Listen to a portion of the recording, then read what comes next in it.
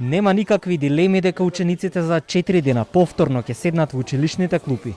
Владата пред само неколку дена донесе одлука за почетокот на второто полугодие, откако председателот на Комисијата за заразни болести изреферира пред носителите на одлуките. Каква е состојбата во моментов? Многу доктори за истата анализираат дека е критична, а некои стравуваат дека врвот на зараза се уште не е достигнат. Деновиве веќе се уриваат рекорди на ново заразени. Но според здравствените власти директен ризик по децата нема. Новиот министер за здравство Беким Сали дополнително не прецизираше дали ќе бидат санкционирани родителите кои што ќе ги испратат децата на училиште без маска. И по тоа прашање остана само на апели. Институт за јавно здравје и Министерството за здравство има искуство со пандемии и епидемии и ја следиме состојбата на ново заразени кај деца. Според нашите податоци нема да има потреба од изолација, односно онлайн учење во моментов, во овој период, затоа што епидемиолошката состојба се менува секоја недела. Ние врз основа на тие податоци носиме и нови одлуки и нови политики.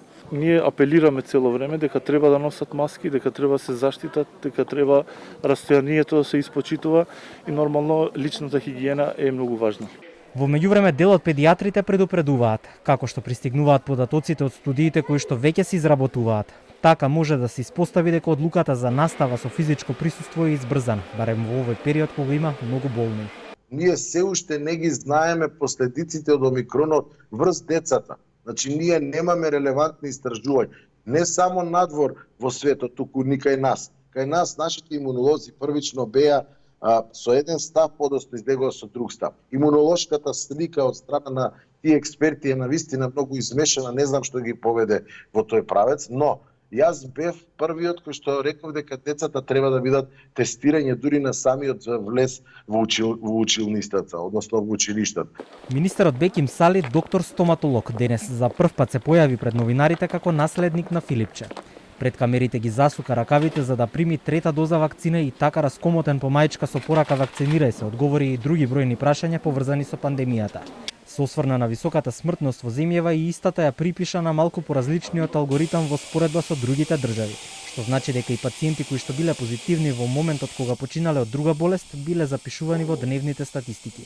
Кажа дека Комисијата за заразни болести во моментов не размислува за воведување на некакви нови мерки и ограничувања. Упати и апел до приватните лаборатории да размислат за намалување на цените за тестирање и за крвни анализи, без да прецизира дали ќе се водат разговори истите овие здравствени услуги да паднат на товар на фондот.